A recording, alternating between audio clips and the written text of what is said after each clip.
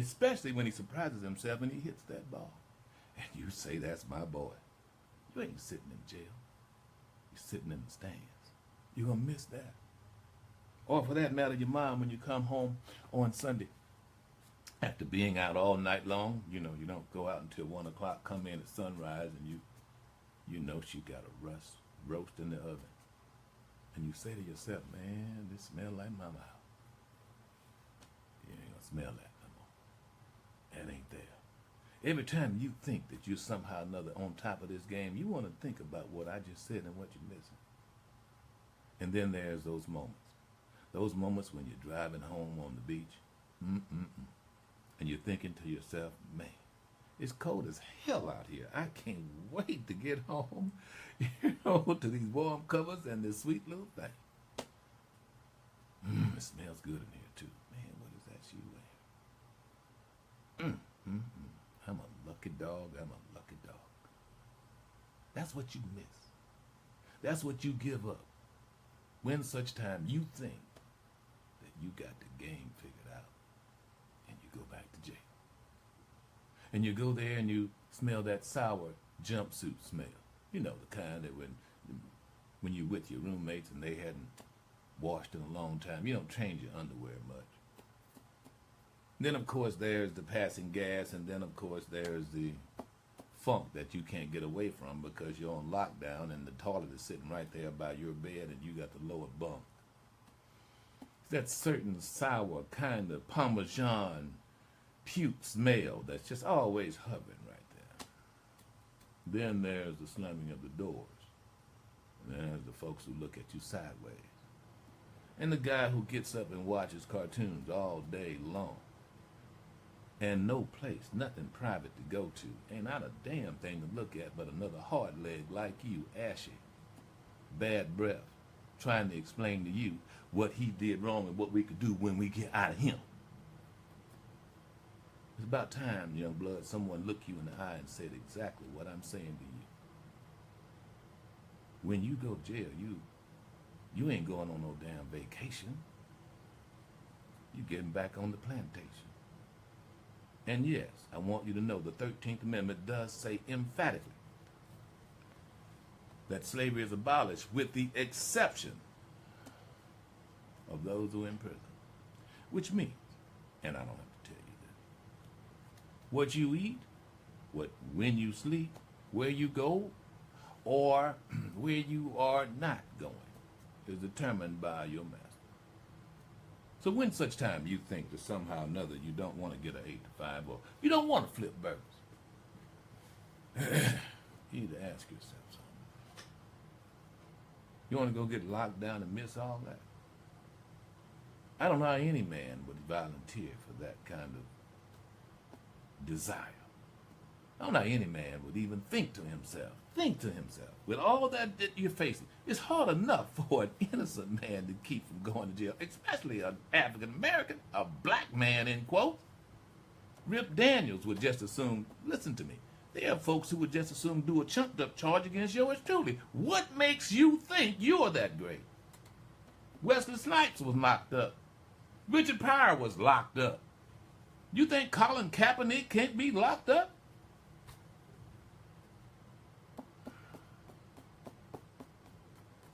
Need an excuse.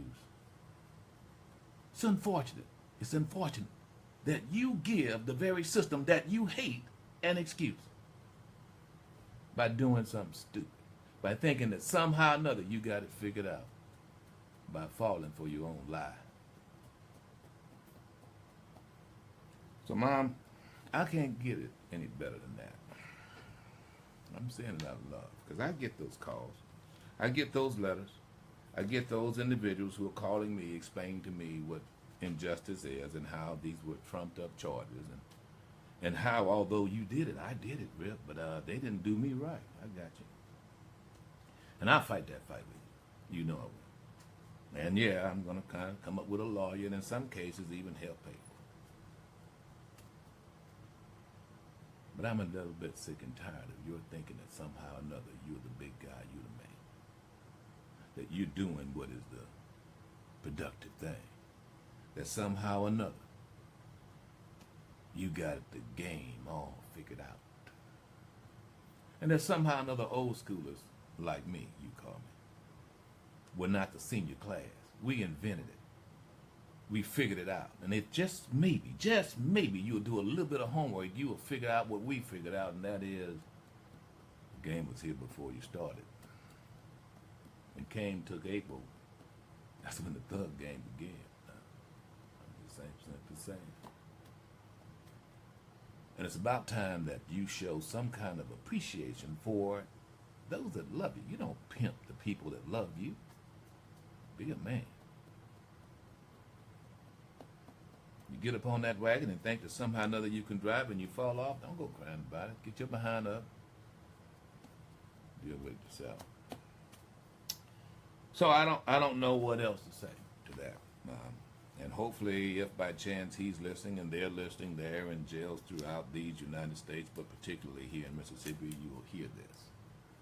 And something will sink down in your head and go, you know, something besides, oh, Rip just hating, to, you know what? You're right. I sure missed that. Why the hell I want to be off up in here?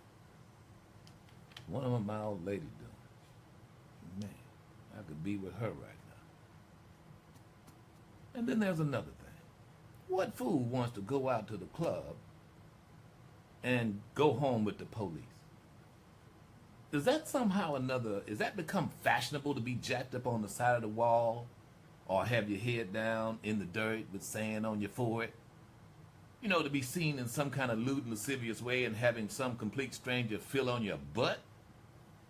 What is with that? And then the whole concept of, okay, well, I'm a dope boy. When did that become fashionable? That you actually tell law enforcement that you are the criminal. How dumb can that be? Really?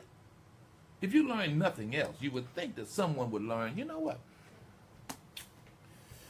I need to not draw attention to myself.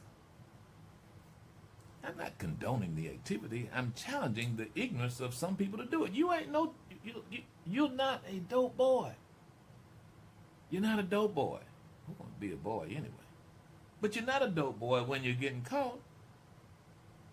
I'm just simply saying. I mean, you do realize there are druggists who do this every day and don't get caught.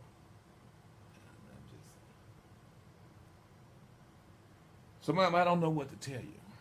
I don't know what to tell your son outside of what I just did. If he's convinced himself that somehow or another that guy who's working as a flipping burgers or working on a garbage truck is somehow or another worse than he is because he's going to lay up with garbage in jail, then there's nothing I can say to him. He's chosen the path.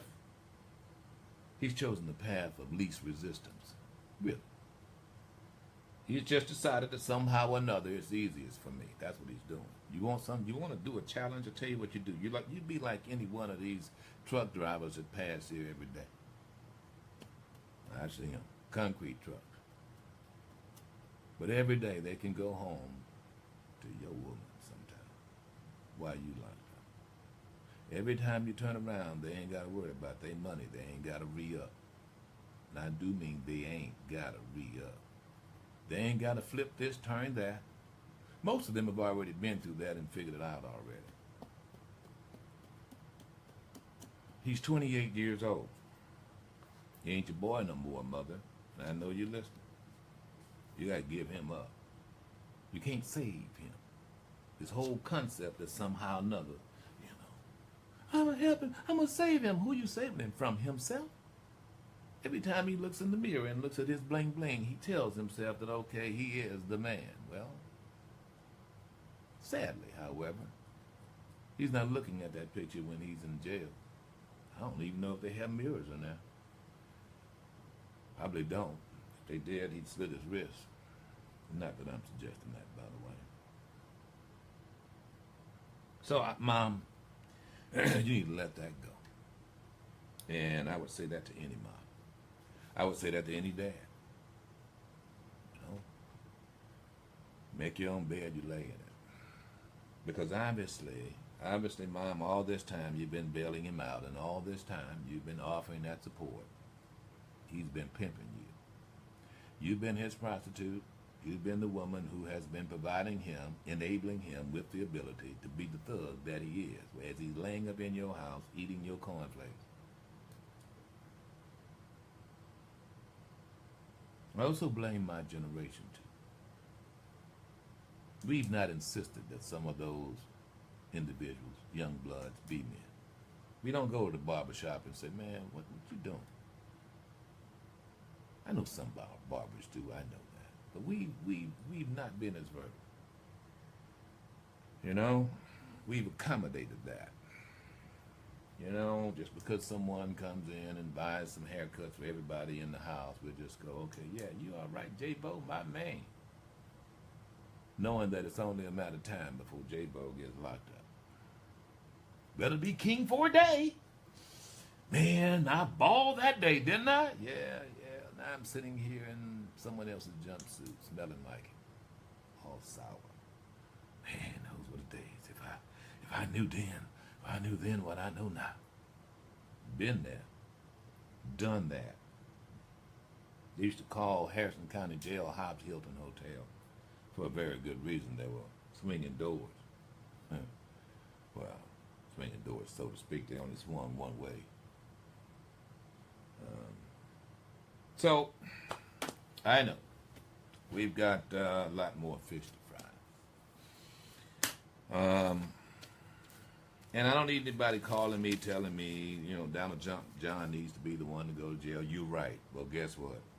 Hopefully that will happen sooner or later. You don't need to compare with me with what happened with this person who has money or some Caucasian guy. You know, I'm not looking out for them. I'm not even talking about them. I'm talking about this 28-year-old brother. That's what I'm talking about. You don't compare bad with bad. Oh, well, look, they're going to treat him like this. They're going to treat me like this. They've always treated you differently. And maybe some of you should have been saying that. There's always been a double standard. Don't like it. We'll fight it. I'll be damned if you want to fight it from inside of a jail cell. That's not the place. You don't want to fight. You can't fight too well when you're handcuffed. Literally.